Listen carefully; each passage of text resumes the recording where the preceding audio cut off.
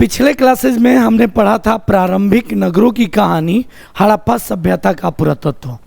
और दूसरी चीज़ यहाँ आज हम बात करें तो आज का जो क्लास है ईंट मन के तथास्थियाँ यानी हड़प्पा सभ्यता, ये एनसीईआरटी क्लास 12 का ये बुक है और इसमें हम एक एक वर्ड को बहुत ही बेहतरीन तरीके से समझेंगे कि आखिर हड़प्पा सभ्यता क्या थी, अस्थियाँ जहाँ जहाँ मिली हैं उनके बारे में, और मनके क्या होते हैं, इन सभी के बारे में हम बहुत ही बेहतरीन तरीके से आज समझने की कोशिश करेंगे। तो सबसे पहले कि हम एक बार बात करें कि जो हड़प्पा सभ्यता रही, हड़प्पा सभ्यता के बारे में हम चर्चा, तो ये सिंधु घाटी सभ्यता भी इसे कहा जाता है और दुनिया के सबसे प्राचीन सभ्यताओं में से एक माना जाता है। और अब एक चीज़ यहाँ कि विश्व में 5000 साल पहले 4 प्रमुख सभ्यताओं में से हड़प्पा सभ्यता भी एक रही। और हड़प्पा सभ्यता जिसे हम सिंधु घाटी सभ्यता कहते हैं, ये पूर्ण रूप से नगरीय सभ्यता रही। लेकिन एक चीज़ है कि चूँकि जितने सारे पुरातत्वविद हैं उन्होंने सबसे पहले हड़प्पा नगर की खोज करी थी और हड़प्पा नगर की खोज करने के कारण ही इस सभ्यता को हड़प्पा सभ्यता कहते हैं। और मैंने पिछले क्लासेस में भी बताया था कि इतिहास क्या है और इतिहास के पिता किसे कहा जाता है, तो मैंने बहुत ही बेहतरीन तरीके से बताया था। अब एक चीज़ यहाँ हम बात करें कि भारत में भी सिंधु घाटी सभ्यता का इतिहास का कुछ ऐसे भूभाग हैं जो कि सिंधु घाटी सभ्यता से संबंधित हैं। और चूँकि अगर हम बात करें तो रेडियो कार्बन C14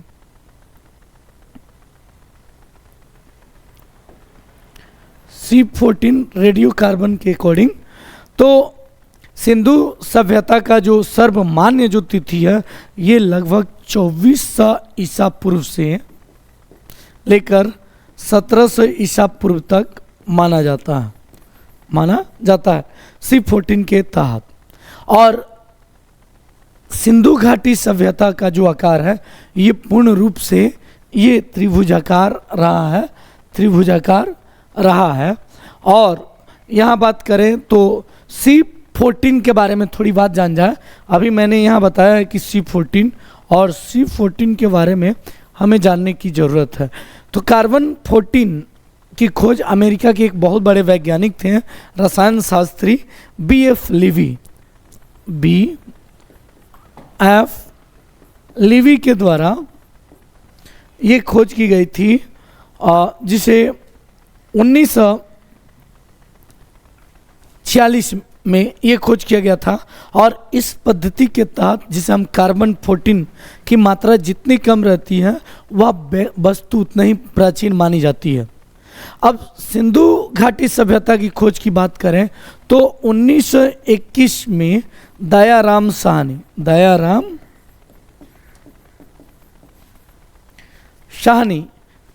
के द्वारा किया गया था।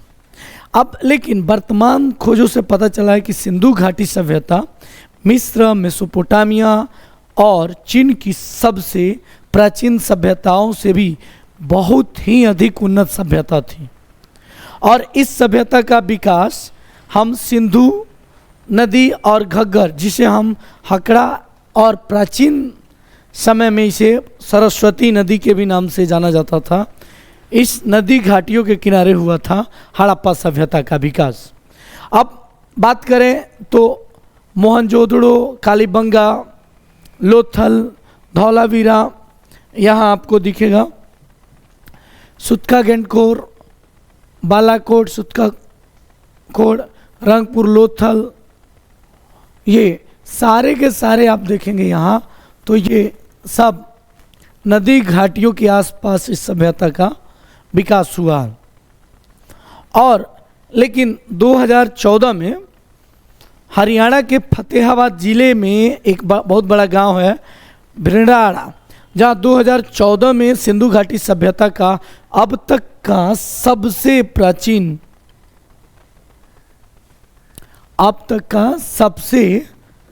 प्राचीन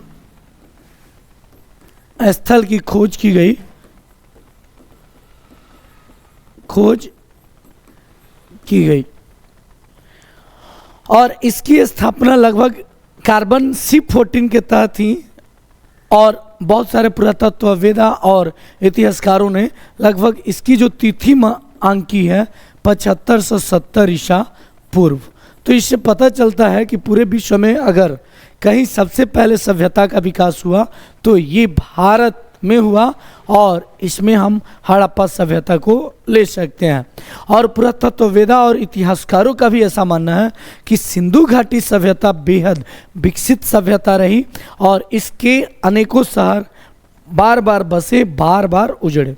तो अब सबसे पहले बात करें पुरातत्व की, हम बात करते हैं पुरातत्व और पुरातत्ववेद।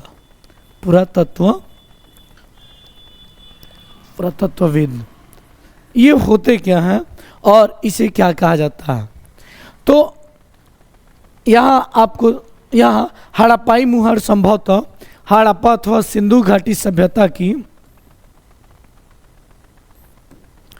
सबसे विशिष्ट पुरावस्तु है, यानी हड़प्पाई मुहर यानी हड़प्पा से प्राप्त। और मैंने बताया कि हड़प्पा सभ्यता जिसे हम सिंधु घाटी सभ्यता कहते हैं, ये ग्रिड प्रणाली पर आधारित ये व्यवस्थित योजना के लिए सुप्रसिद्ध ये सभ्यता रही। और सिंधु घाटी सभ्यता को आप कहीं कहीं देखोगे तो इसे हम कांस्य युगीन सभ्यता के भी नाम से जानते हैं, कांस्य युगीन सभ्यता के नाम से भी जाना जाता है, सभ्यता के नाम से भी जाना जाता है।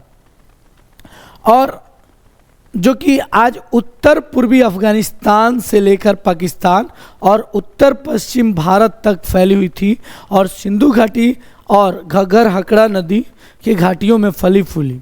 अब आप अब से यहाँ बात करें कि सिंधु घाटी नदी, सिंधु सभ्यता की अगर हम बात करें, सिंधु सभ्यता की बात करें तो सिंधु सभ्यता के 3 चरण में बांटा गया है। पहला प्रारंभिक हड़प्पाई सभ्यता, प्रारंभिक हड़प्पाई सभ्यता, और इसका जो काल माना जाता है, काल का जो निर्धारण है 33 ईसा पूर्व से लेकर 26 ईसा पूर्व तक का काल माना जाता है। दूसरा है परिपक्व हड़प्पाई सभ्यता, परिपक्व हड़प्पाई सभ्यता। और परिपक्व हड़प्पाई सभ्यता का जो काल निर्धारण है ये 2600 ईसा पूर्व से लेकर 1900 ईसा पूर्व तक का काल को माना जाता है।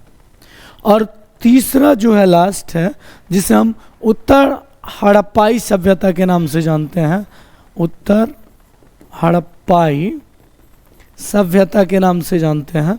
और इस सभ्यता का जो काल रहा ये 1900 ईसा पूर्व से लेकर 1300 ईसा पूर्व तक का काल को हम उत्तर हड़प्पाई सभ्यता कहते हैं। अब बात करें भारत में, तो भारत में सिंधु सभ्यता या हड़प्पा सभ्यता का जो लगभग 13 लाख वर्ग किलोमीटर का क्षेत्रफल में ये त्रिभुजाकार स्वरूप में फैली हुई सभ्यता थी और 13 लाख वर्ग किलोमीटर, 13 लाख वर्ग किलोमीटर में फैली सभ्यता थी।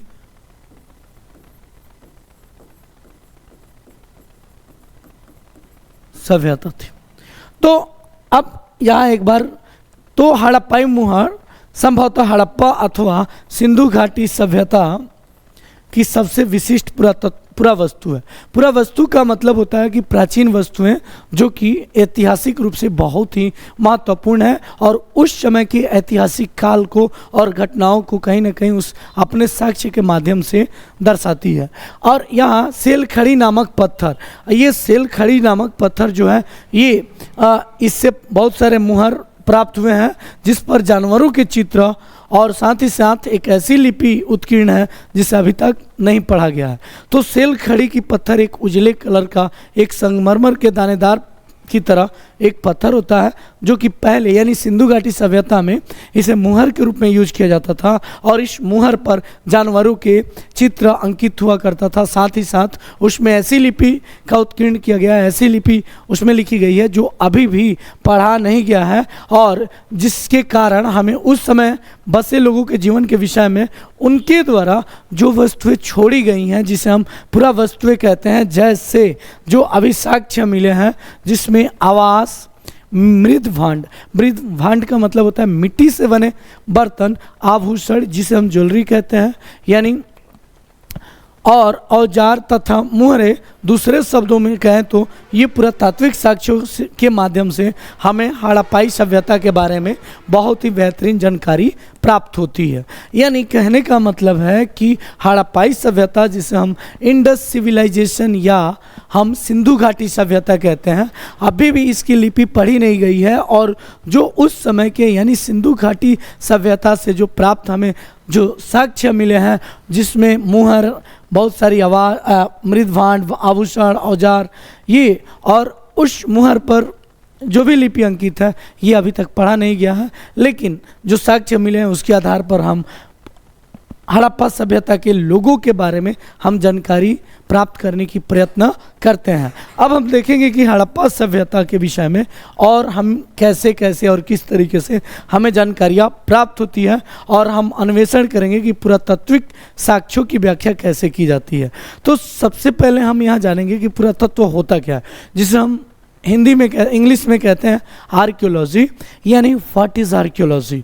तो सबसे पहले हम बात करें कि जो हड़प्पा सभ्यता थी और उसकी प्रारंभिक नगर की जब हम कहानी पढ़ रहे हैं तो हमें सबसे पहले ये जानना चाहिए कि वास्तव में पुरातत्व है क्या, पुरातत्व क्या है जिसे हम आर्कियोलॉजी कहते हैं, और ऐतिहासिक तथ्यों का जिससे हमें पता चले उसी को हम पुरातत्व कहते हैं। और किसी भी ऐतिहासिक सभ्यता का जो नींव होता है ये कहीं ना कहीं उस पुरातात्विक साक्ष्यों के आधार पर ही हमें प्राप्त होती है।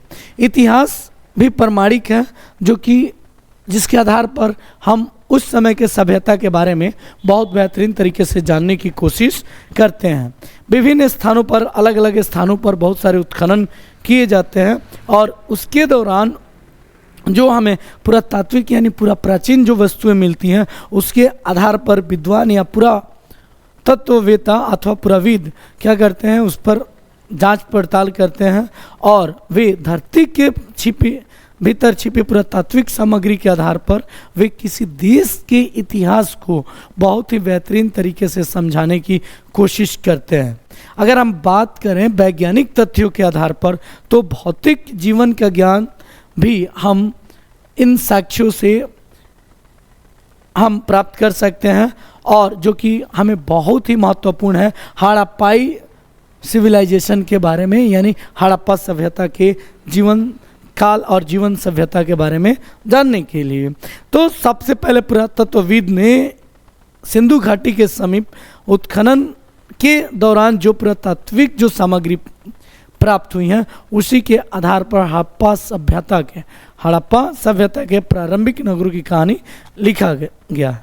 अब पुरातात्विक उत्खनन क्या होता है, यानी आर्कियोलॉजिकल, जिसे हम आर्कियोलॉजिकल एक्सकेवेशंस कहते हैं, और इसमें अगर हम बात करें तो यहाँ आप पाएंगे कि पिट्स रिवर्स महोदय जो कि 1835 से पिट्स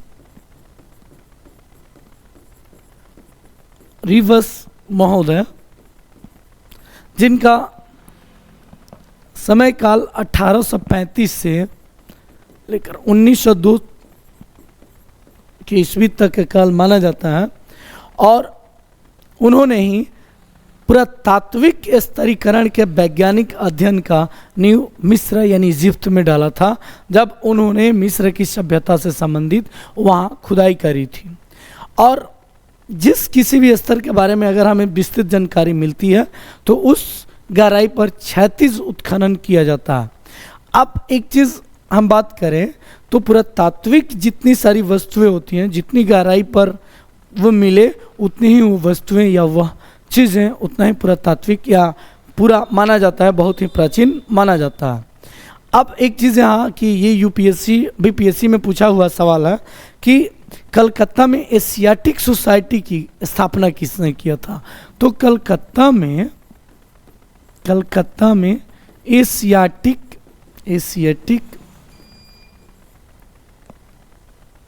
सोसाइटी की स्थापना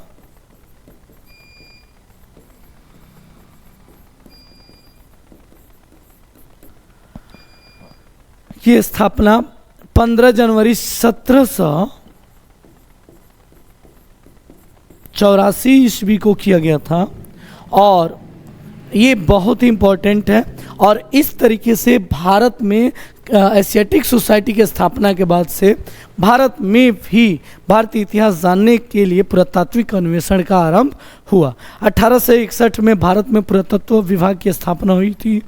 1861 ईस्वी में भारत में पुरातात्विक विभाग की स्थापना हुई। पुरातात्विक विभाग की स्थापना हुई।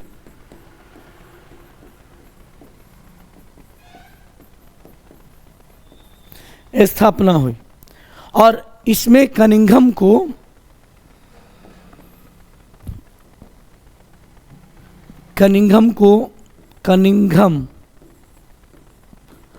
महोदय को डायरेक्टर बनाया गया। ये 1861 में पुरातात्विक विभाग की स्थापना हुई थी। अब 1872 में बात करें तो भारत में पुरातात्विक विषयों की खोज कराने का निश्चय किया गया और इसके लिए महोदय कनिंघम ने डायरेक्टर जनरल बनाया गया कनिंघम को। और 1902 में सर जॉन मार्शल डायरेक्टर बने। सर जॉन मार्शल 1902 में ये पुरातात्विक विभाग के डायरेक्टर बने। अब हम बात करें दयाराम साहनी के द्वारा, मैंने बताया था कि 1921 में दयाराम साहनी द्वारा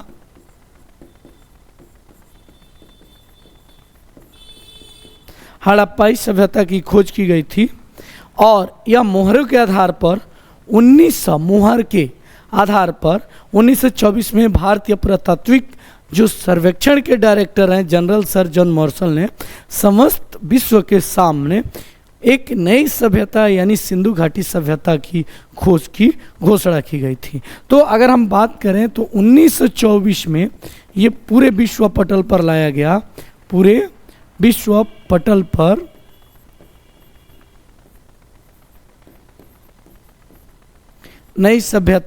इस नई सभ्यता को लाया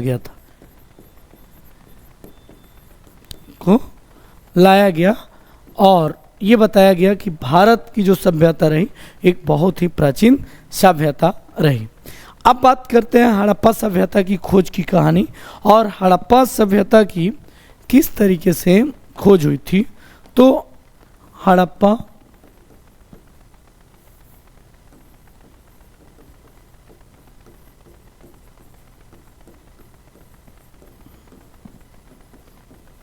खोज कैसे हुई, तो सबसे पहले हम बात करें 1826 में सर्वप्रथम हड़प्पा में टीले का जब उल्लेख चार्ल्स मैमन के द्वारा किया गया था।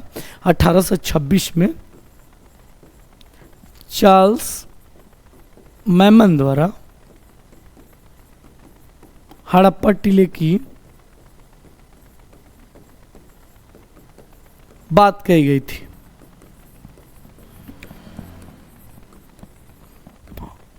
और उसके बाद से इसके पीछे कारण था 1856 में जब कराची से लाहौर तक रेल लाइन बिछाया जा रहा था।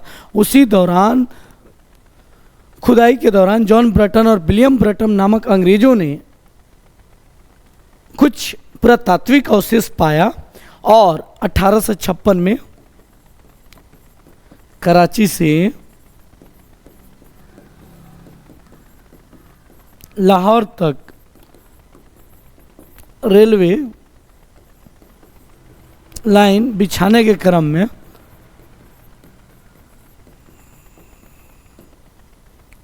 में जॉन ब्रंटन और विलियम ब्रंटन ये दो अंग्रेज थे। इन्होंने पुरातात्विक अवशेष के रूप में पाया और साथ ही साथ 1873 में जनरल कनिंघम को भी कुछ हड़प्पाई वस्तुएं प्राप्त हुई और 1912 ईस्वी में जेफ एक फ्लीट महोदय ने बताया कि ये सारे के सारे जो पुरातात्विक जो वस्तुएं हैं ये कहीं ना कहीं किसी एक पुरानी प्राचीन सभ्यता की ओर इंगित करता है और इससे संबंधित उन्होंने एक लेख भी लिखा। और लेकिन कनिंघम और फ्लिट ने हड़प्पा सभ्यता को लेकर ये उनके मूल्यांकन को भी सही से नहीं कर सके और जिसके कारण इसका श्रेय इसलिए कहा जाता है दयाराम साहनी को जाता है। और दयाराम साहनी ने 1921 में पाकिस्तान के पंजाब प्रांत में रावी नदी के तट पर हड़प्पा नामक स्थल की खोज करी थी। तो यहाँ पूछा जा सकता है कि हड़प्पा नामक जो स्थल है ये किस नदी पर स्थित है, तो ये रावी नदी पर स्थित है और ये पाकिस्तान के पंजाब प्रांत में स्थित है। और यहाँ से हड़प्पा से उन्होंने बहुत सारी मोहरें प्राप्त करी और दूसरे ही वर्ष यानी 1922 में रखालदास बनर्जी 1921 में मैंने बता दिया 1922 में रखालदास बनर्जी द्वारा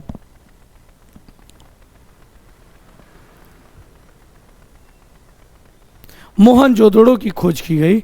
मोहनजोदड़ो की खोज की गई। अब एक चीज़ कि मोहनजोदड़ो कहाँ है, तो मोहनजोदड़ो सिंध प्रांत में पाकिस्तान में है और मोहनजोदड़ो ये सिंधु नदी के किनारे बसा हुआ ये सभ्यता रहा और ये आज के पाकिस्तान के लरकाना ये ज़िला में है। और हड़प्पा की जो खोज की गई थी ये पाकिस्तान के पंजाब के मंटगोमरी नामक ज़िले में है और जो कि रावी नदी के किनारे है। अब एक चीज़ और बात करें तो हड़प्पा सभ्यता के कुछ प्रारंभिक नगरों के विवरण हम यहाँ बताएं तो हड़प्पा और मोहनजोदड़ो के बीच की जो दूरी रही ये लगभग 670 किलोमीटर की बीच की दूरी रही, यानी हड़प्पा 670 किलोमीटर की ये दूरी रही हड़प्पा और मोहनजोदड़ो की। तो अगर पूछा जाए सबसे पहले किस जगह की खोज की गई थी तो हड़प्पा सभ्यता की और हड़प्पा नगर की खोज की गई थी और दूसरे बार यानी 1922 में रखालदास बनर्जी के द्वारा मोहनजोदड़ो की खोज की गई थी और मोहनजोदड़ो पाकिस्तान के ये सिंध प्रांत में है जो कि लरकाना डिस्ट्रिक्ट में है। अब हम बात करें तो यहाँ तो फिर भी हमें इस क्षेत्र में बसे लोगों के जीवन के बारे में हमें अब कभी कभी बदलाव आ जाता है। निश्चित रूप से इस सभ्यता को कई पहलू तो यहाँ आप देखेंगे कि ये एक मुहर है और ये सेल खड़ी पर उत्कीर्ण, ये एक सेल खड़ी मैंने बताया था एक पत्थर होता है और उसी पर उत्कीर्ण एक ये मुहर है जिस पर ये जानवरों के फोटो को इंगित किया गया है और ये लिपि है और इस लिपि को अभी तक भी पढ़ा नहीं गया है।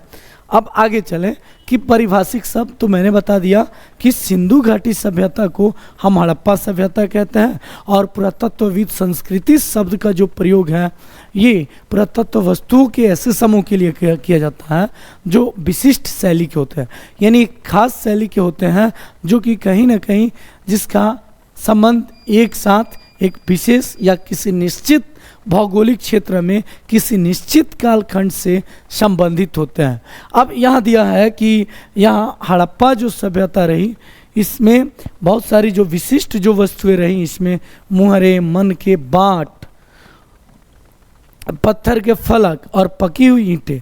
तो पकी हुई ईंटें भी सिंधु घाटी सभ्यता से प्राप्त हुई है और ये वस्तुएं आज के अफगानिस्तान, जम्मू, बलूचिस्तान जो कि पाकिस्तान में है, गुजरात जैसे क्षेत्रों से मिली हुई है। यानी ये नगर एक से दूसरी जगह की जो किलोमीटर की जो दूरी है बहुत ही अधिक है, लंबी। और इस सभ्यता का नामकरण हड़प्पा नामक स्थान मैंने बता दिया कि इस संस्कृति की पहली बार खोजी गई थी और ये हड़प्पा 1921 में खोजी गई थी। और इसका काल निर्धारण मैंने बताया कि ये मैंने पहले ही बता दिया है कि हड़प्पा सभ्यता का जो काल निर्धारण किया गया है ये 26 से 19 ईसा पूर्व के बीच किया गया है। और इस क्षेत्र में, इस सभ्यता से पहले और बाद में बहुत सारी संस्कृतियां भी अस्तित्व में रही, और जिसमें हम बोले तो प्रारंभिक हड़प्पाई सभ्यता, यहाँ मैंने आप सभी को बहुत ही बेहतरीन तरीके से बताने की कोशिश की है कि प्रारंभिक हड़प्पाई सभ्यता जिसका काल 3300 ईसा पूर्व से लेकर 2600 ईसा पूर्व का काल माना जाता है, और दूसरा परिपक्व हड़प्पाई सभ्यता। तो यही परिपक्व हड़प्पाई सभ्यता की हम बात कर रहे हैं, जिसके बारे में हम यहाँ पढ़ने वाले हैं, ये परिपक्व हड़प्पाई सभ्यता। अब बात की जो सभ्यता रही जिसे हम उत्तर हड़प्पाई सभ्यता कहते हैं, और इसका जो काल है ये 900 ईसा 1900 ईसा पूर्व से 1300 ईसा पूर्व के काल को माना जाता है। अब यहाँ हम बात करेंगे कि यहाँ तो सबसे पहले संस्कृति अस्तित्व में थी, और आरंभिक तथा प्रवर्ती हड़प्पा कहते हैं। तो आरंभिक या प्रवर्ती हड़प्पा जिसे हम कहते हैं, तो इसे यानी उत्तर हड़प्पा को हम प्रवर्ती हड़प्पा भी कहते हैं, प्रवर्ती हड़प्पा के भी नाम से जानते हैं, और इसे हम प्रारंभिक हड़प्पाई सभ्यता के नाम से जानते हैं। अब ये यानी इन संस्कृतियों से हड़प्पा को अलग करने के लिए कभी कभी इसे विकसित हड़प्पा सभ्यता भी कहते हैं। यानी अगर पूछा जाए कि विकसित हड़प्पा सभ्यता या परिपक्व हड़प्पा सभ्यता का काल क्या निर्धारित किया गया है, तो 2600 ईसा पूर्व से लेकर 1900 ईसा पूर्व तक का जो काल है ये विकसित या परिपक्व हड़प्पाई सभ्यता के नाम से जाना जाता है। यहाँ दिए गए हैं, यहाँ देखोगे यहाँ मनके है, बाट है तथा फलक। तो यहाँ ये सारे के सारे ये यहाँ कुछ मनके दिए गए हैं, बाट दिए गए हैं, ये बाट है, और कुछ फलक भी दिए गए हैं, और ये मनके। तो मनके पर मैंने बताया कि कुछ ऐसी लिपियां हैं जिस पर आज तक इसे पढ़ा नहीं गया है, और लेकिन हड़प्पाई सभ्यता और संस्कृति के बारे में जानने के लिए हम उसके पुरातात्विक अवशेषों या साक्ष्यों के आधार पर हम पता लगाते हैं या अध्ययन करते हैं।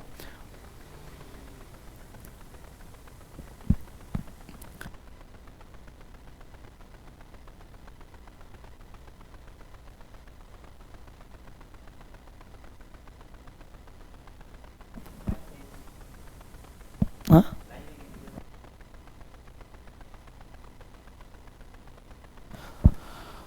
तो मुझे उम्मीद है कि समझ में आया होगा। अब यहाँ एक चीज़ यहाँ आप देखोगे, ये पूरे के पूरे भारतीय इतिहास के कुछ विषय से संबंधित ये बहुत ही बेहतरीन तरीके से हमें समझने की ज़रूरत है। मैंने बताया था कि सिंधु घाटी या जिसे हम हड़प्पाई सभ्यता के नाम से जानते हैं, और इसका जो विकास जो हुआ, जो इस सभ्यता का विकास हुआ, ये नदी घाटियों पर ही संभव हो सका। तो ये सिंधु नदी है, और सिंधु नदी के आसपास ये विकसित सभ्यता रही, और इसे घग्गर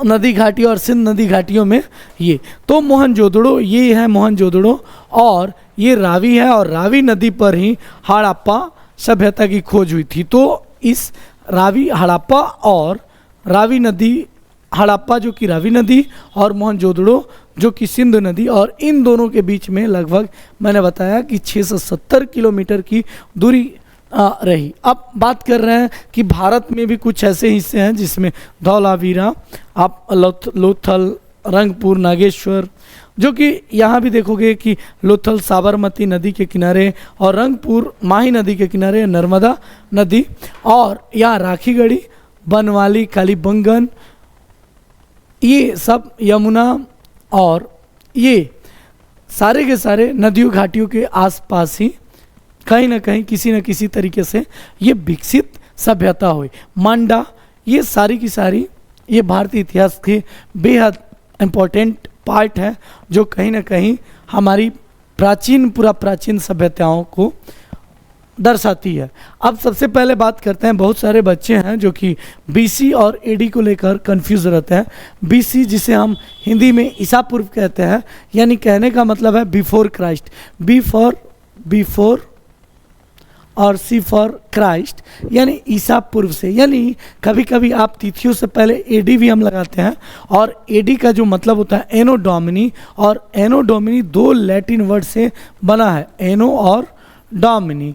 तो एनो का जो मतलब होता है ईसा मसीह के जन्म के वर्ष से, यानी जब से ईसा मसीह का जब जन्म हुआ उसके बाद का जो काल का निर्धारण किया जाता है ये एडी कहलाता है। जैसे 1 एडी, 2 एडी, 2022 एडी। और आजकल एडी की जगह आप कहीं कहीं सीई भी लगाया जा रहा है, जिसे हम कॉमन एरा भी कह रहे हैं, या कहीं कहीं BCE भी लगाया जा रहा है। तो CE का मतलब मैंने बताया यहाँ कॉमन एरा, और BCE का बिफोर कॉमन एरा भी कहा जाता है। और इस शब्दों का प्रयोग हम इसलिए करते हैं ताकि विश्व के बहुत सारे अधिकांश देश हैं जो कॉमन एरा यानी CE का प्रयोग कर रहे हैं, जिसका तात्पर्य है। और कहीं कहीं आप BP का भी प्रयोग देखेंगे, तो बीपी का जो मतलब होता है बिफोर प्रेजेंट, यानी अब से पहले। तो इस पुस्तक में हम बीसी के लिए ईसा पूर्व यहाँ इंडिकेट भी किया गया है कि बीसी के लिए हम BCE के लिए हम ईसा पूर्व, और सी के लिए ई यानी ईसवी, और बीपी के लिए हम वर्तमान से पहले शब्द का प्रयोग करेंगे। तो अब एक चीज़ यहाँ बात करें तो आरंभिक और विकसित सभ्यता की बात करें तो मैंने बता दिया कि हड़प्पाई सभ्यता को अगर बात करें तो सिंधु घाटी सभ्यता को मुख्यतः इसको 3 चरणों में बांटा गया है। पहला प्रारंभिक चरण, और दूसरा परिपक्व चरण, जो कि हमें इस परिपक्व यानी इसके विकसित सभ्यता के बारे में जो हम आज पढ़ने वाले हैं या इस वीडियो में हम जानेंगे। और बाद में जो है प्रवर्ती या उत्तर हड़प्पाई सभ्यता, जिसे हम 1900 ईसा पूर्व से लेकर 1300 ईसा पूर्व तक का हम बात करते हैं। तो सिंध और चोलिस्तान, ये बात करें तो सिंध मैंने बताया ये पाकिस्तानी, और ये पाकिस्तानी ये रेगिस्तानी क्षेत्र है जो कि थार रेगिस्तान से लगा हुआ भाग है। और इसमें सिंध में लगभग ये आरंभिक और विकसित, यानी ये बात यहाँ की जा रही है लगभग 3300 ईसा पूर्व से लेकर लगभग 1900 ईसा पूर्व तक की बात कही जा रही है। तो प्रारंभिक और विकसित जो हड़प्पा सभ्यता में रही तो बस्तियों की कुल संख्या रही 106 सिंध में, जो कि पाकिस्तान में है, और चोलिस्तान में 239। और आरंभिक जो स्थल पाए गए हैं हड़प्पा के, जिसमें 52 और 37 चोलिस्तान में, और विकसित सभ्यता में ये 65 पाए गए हैं आपको सिंध में। यानी सिंध एक ऐसा क्षेत्र है जहाँ सबसे अधिक हड़प्पा संस्कृतियों के नगरों की साक्ष्य पाए गए हैं, स्थल पाए गए हैं। और चोलिस्तान में 136 पाया गया है। नए स्थलों की अगर बात करें तो 43 और 132 चोलिस्तान में। अब आगे बात करते हैं आरंभ, यानी कैसे किस तरीके से हड़प्पा सभ्यता का शुरुआत होती है और किस तरीके से हड़प्पा सभ्यता एक बहुत ही विकसित सभ्यता बनी। और साथ ही साथ यहाँ हम बात करें तो ये ऐसी सभ्यता रही जो विश्व के 4 सबसे बड़े सभ्यताओं में से भी सबसे पूरा प्राचीन माना जाता है। और विकसित, इस क्षेत्र में विकसित हड़प्पा सभ्यता से पहले कई संस्कृतियां अस्तित्व में रही थी। मैंने बताया कि जो हम विकसित सभ्यता की बात कर रहे हैं तो ये 2600 ईसा पूर्व से लेकर ये 1900 ईसा पूर्व तक का जो काल निर्धारण होता है ये विकसित सभ्यता या विकसित हड़प्पाई सभ्यता कहलाता है। लेकिन 3300 से लेकर 3300 ईसा पूर्व से लेकर 2600 ईसा पूर्व तक का काल जो है ये प्रारंभिक हड़प्पाई सभ्यता कहलाता है। और इस विकसित सभ्यता में अपनी ये संस्कृतियाँ अपने विशिष्ट मृदभांड शैली से संबंधित थी, यानी मिट्टी के भांड का, मिट्टी के बर्तनों का बहुत ही बड़े स्तर पर प्रयोग में लाया जाता था। साथ ही साथ इस सभ्यता में कृषि, पशुपालन और कुछ शिल्पकारी के भी साक्ष्य प्राप्त हुए हैं। बस्तियां आमतौर पर छोटी हुआ करती थी और बस्तियां जो हुआ करती थी छोटी हुआ करती थी, और बड़े बड़े आकार की बस्तियां का जो संरचना है लगभग ना के बराबर थी। यानी इस विकसित सभ्यता में जो भी वस्तुएं हुआ करती थी ये छोटी वस्तुएं हुआ करती थी, और छोटी बस्तियां जो कि आमतौर पर पाया गया है, और कुछ स्थलों पर बड़े पैमाने पर इलाकों में जलाए जाने वाले के संकेत भी प्राप्त हुए हैं, और अन्य स्थलों के त्याग दिए जाने से प्रतीत होता है कि हड़प्पा सभ्यता के आरंभिक और हड़प्पा सभ्यता के बीच का क्रम भंग को इसमें दर्शाया गया है। तो अब हम बात करते हैं निर्वाह के तरीके कि आखिर उस समय की सभ्यता के लोग अपने जीवन निर्वाहन कैसे करते थे, जीवन निर्वाहन कैसे करते थे।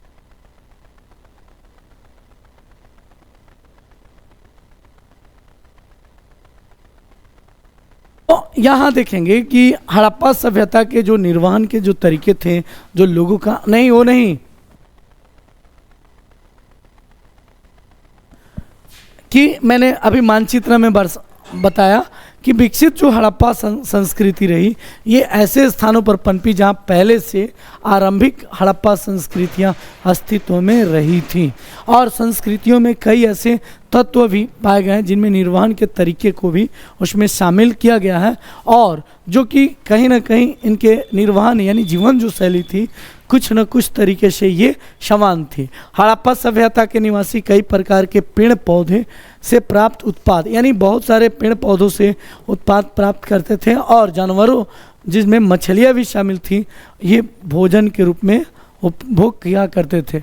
यानी हड़प्पाई सभ्यता के लोग भोजन में मछलियों को शामिल करते थे, और जले हुए अनाज के दानों का भी साक्ष्य मिला है, और बीजों की खोज से भी पुरातत्वविद आहार संबंधी आदतों के विषय में भी जानकारी प्राप्त करने में सफल हो पाए हैं। यानी कहने का मतलब है कि जो इतिहासकार हैं, जो पुरातत्वविद हैं, उन्हें बहुत सारे जले हुए अनाज के दाने के अलावे बीजों के अवशेष मिले हैं, जिससे ये पता चलता है कि हड़प्पा कालीन जो सभ्यता के लोग थे ये खेती किया करते थे, और साथ ही साथ उनकी जो खाने पीने की जो चीज़ें थी ये कहीं ना कहीं ये आज से संबंधित यानी उस समय के विकसित सभ्यता को बहुत ही महत्वपूर्ण तरीके से ये दर्शाती है। और अब एक चीज़ यहाँ कि इनका अध्ययन कौन करता है, तो पूरा वनस्पति विज्ञ करते हैं जो प्राचीन वनस्पति के अध्ययन से संबंधित होते हैं और उनका विशेषज्ञ हासिल होती है। अब हड़प्पा स्थल से भी बहुत सारे चीज़ों का अनाजों का साक्ष्य मिला है, जिसमें गेहूं, जौ, दाल, सफ़ेद चना, तिल शामिल है। तो अब एक चीज़ ये क्वेश्चन अक्सर पूछे जाते हैं कि हड़प्पा स्थल से मिले गए अनाज के दानों में क्या नहीं पाया जाता है, क्या नहीं पाया गया है, तो तिल दे देगा, सफ़ेद चना, उड़द, जौ और धान। तो हमें इसमें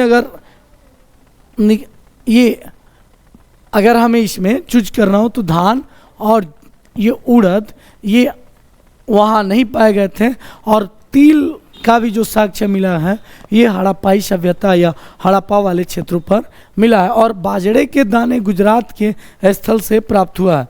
तो मैंने बताया है कि गुजरात में भी हड़प्पाकालीन सभ्यता के साक्ष्य मिले हैं, और चावल के दाने अपेक्षाकृत कम पाए गए हैं, तो चावल के भी साक्ष्य मिले हैं इस हड़प्पाकालीन सभ्यता से।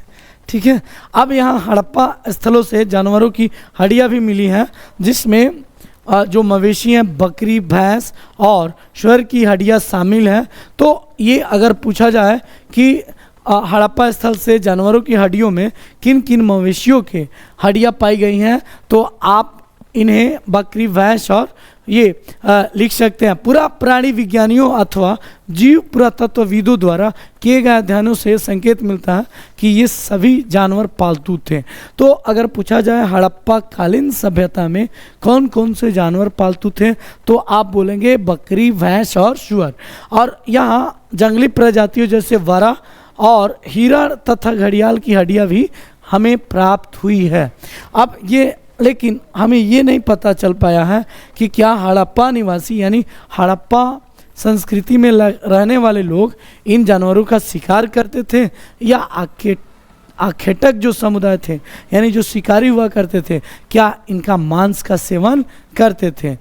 आपको बता दें कि इसमें मछलियों और पक्षियों के भी हड्डियां मिली हुई हैं। ये हड़प्पा कालीन सभ्यता की बहुत ही महत्वपूर्ण ये पार्ट है और इसे हमें जानना चाहिए। कितना हो गया?